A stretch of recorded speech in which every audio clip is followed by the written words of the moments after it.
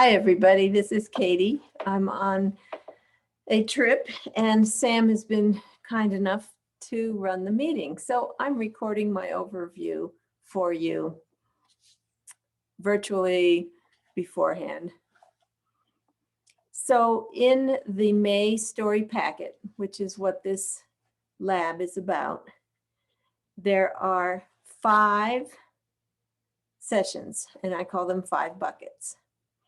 The first is who we are as UUs, Unitarian Universalists. Those are, that's a time to capture the congregational stories that float around in your facility or among your people. The second bucket is who you are as a family. Now that might take place on your Mother's Day weekend, for instance. The third is who we are as anti-racists. Stories we need to rewrite and unbury. The fourth is who we are as living and interconnected beings. That has to do with evolution and our 5th principle of valuing the results of science and reason. And finally, the 5th bucket is who we are as courageous people. That's dedicated to the weekend of Memorial Day and of our UU veterans and chaplains.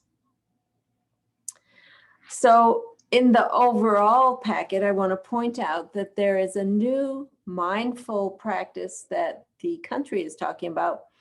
It's called meditative story. This is from an Apple podcast, and the link is in there for you. It's a story where you give a pause and let each person sink into themselves while listening to the story. Very powerful.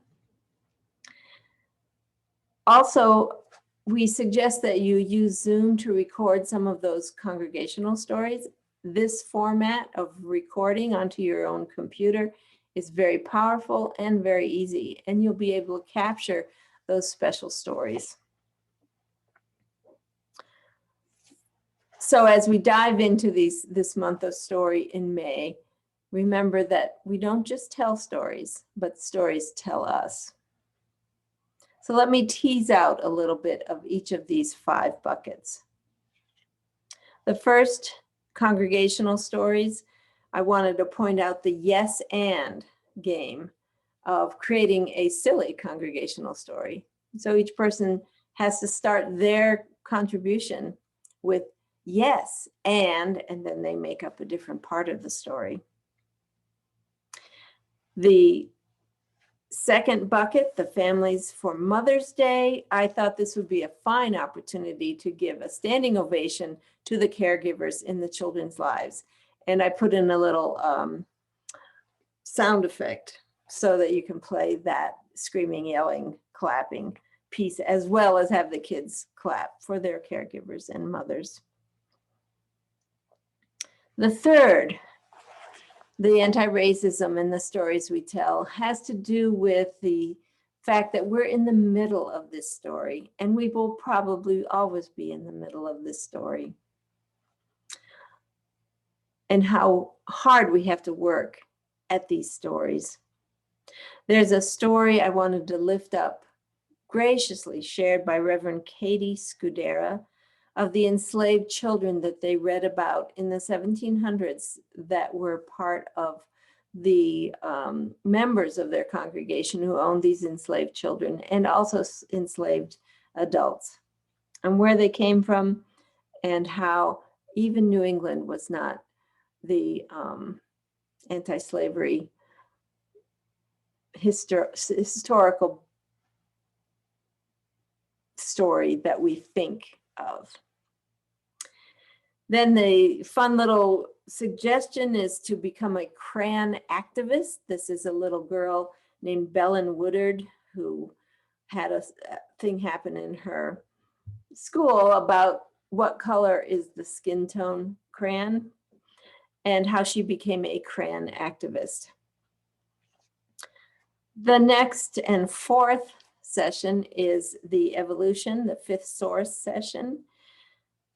this is the way to introduce Darwin's story about the origin of the species as a way that changed the way we look at plants and animals on our planet.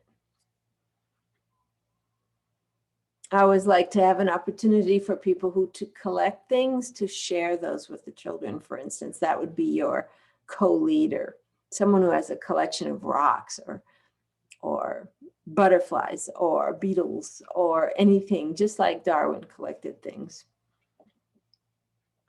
The last one is an opportunity to invite the veterans in your congregation or the families who are somehow connected to the veterans to share their story with you and the children and the congregation.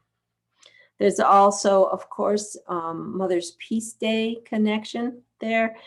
And I couldn't help but grab a meditation based on Kamala Harris, our new vice president, and her book, Be a Superhero.